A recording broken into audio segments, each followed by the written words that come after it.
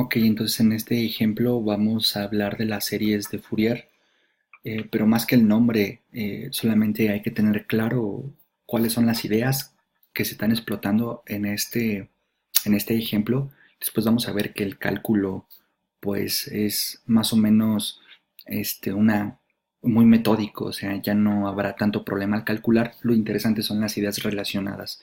Entonces, vamos a tomar un conjunto beta en donde este conjunto beta sean funciones, pero estas funciones vamos a elegirlas con la siguiente estructura. Vamos a tomar a la función uno, o sea, la fórmula que a todas las horizontales les asigna la altura uno, la fórmula coseno de omega 0x, en donde omega 0 es alguien que vamos a escoger en algún momento. La siguiente función va a ser coseno de 2 omega 0x y así sucesivamente. Vamos a ir aumentando de uno en uno el factor por el cual multiplicamos a la omega cero. Entonces esto sería omega cero, 2 omega cero x, 2 omega cero x, 3 omega cero x, etc. Y vamos a continuar así hasta infinito. Después también vamos a tomar a las funciones que tengan la estructura seno de omega cero x, seno de 2 omega cero x, luego sería seno de 3 omega cero x, etc.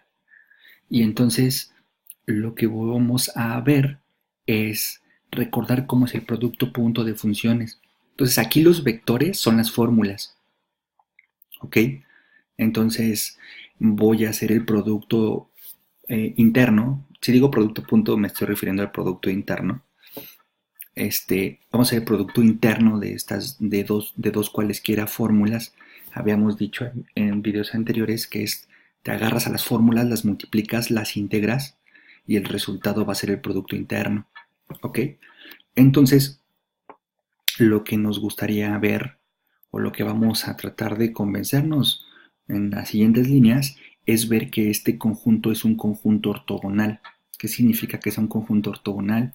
Que si yo agarro cualquier combinación de parejitas, el uno con el seno, el uno con los cosenos, este coseno con este coseno con el siguiente coseno, los cosenos con los senos, los senos entre ellos, si agarro el producto interno, pues me voy a dar cuenta que eso es cero.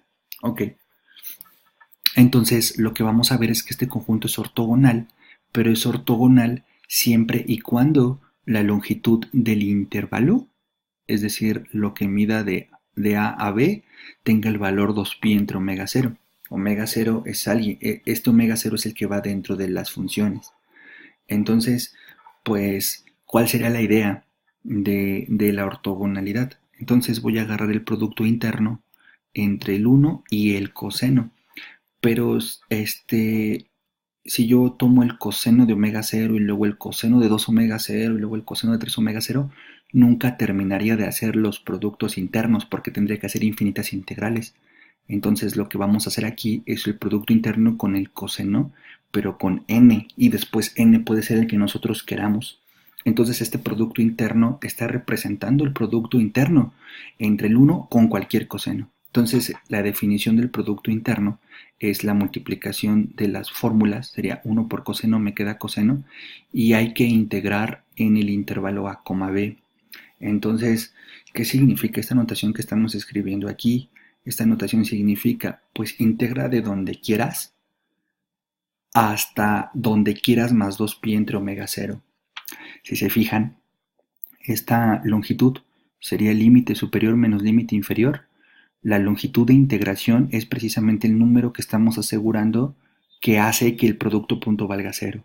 Entonces no importa en dónde empieces a integrar, siempre y cuando la longitud sea este número, pues entonces la integral valdría cero, es decir, el producto interno. Entonces la integral del coseno es el seno, hacemos un cambio de variable, nos queda esto que está aquí en omega cero, integramos del límite inferior al límite superior, sustituimos el límite superior, le restamos el límite inferior, ocupamos la fórmula del seno de la suma y le restamos el límite inferior.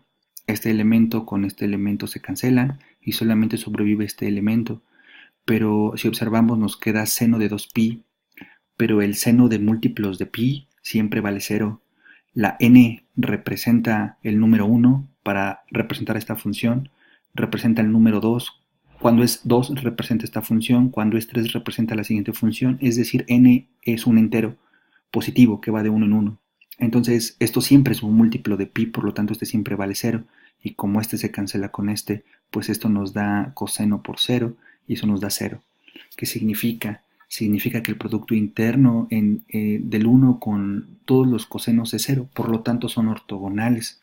Solamente aquí una aclaración, n no debe de ser 0, no se vale dividir entre 0, pero si n vale 0, pues resulta ser que teníamos coseno de 0, coseno de 0 es un 1. El 1 no es ortogonal a sí mismo, o sea, un vector no es perpendicular consigo mismo, sería la idea geométrica, pensando en que podemos hacer esa asociación. Entonces esta fórmula no sirve cuando n es 0 porque dividir es entre 0 y eso se indetermina, pero no necesitamos que n valga 0 porque el producto punto, el producto interno de un vector consigo mismo, eso jamás va a dar 0. Entonces no hay ningún problema que tengamos esta restricción de la fórmula. No es importante para decir y aclarar que el 1 es ortogonal a todos los cosenos.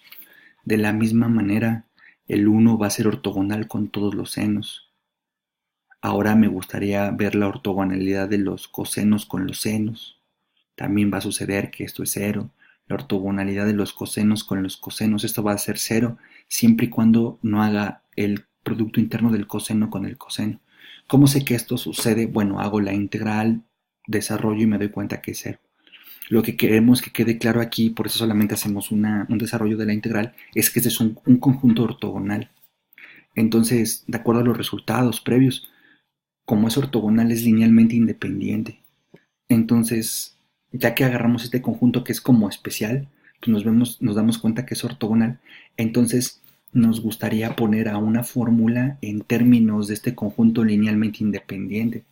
Es decir, nos gustaría escribir una fórmula como una combinación lineal. Entonces, pensando en la analogía en Rn, pues tenemos un vector por su escalar, otro vector por su escalar, otro vector por su escalar.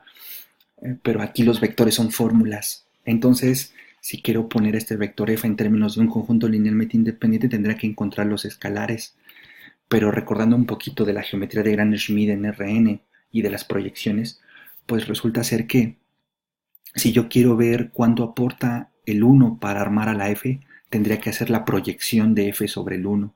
Si yo quisiera saber cuánto aporta este vector para armar a f, tendría que hacer la proyección, es decir, el escalar, tendría que encontrar el escalar adecuado, de tal manera que vea cuánto esta fórmula aporta para armar a la f, y así sucesivamente.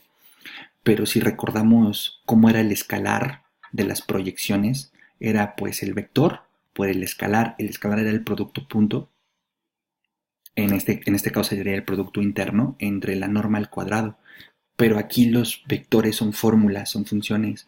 Entonces lo que hacemos es que en lugar de escribir la notación de producto punto, pues escribimos la notación de brackets, f producto interno con g.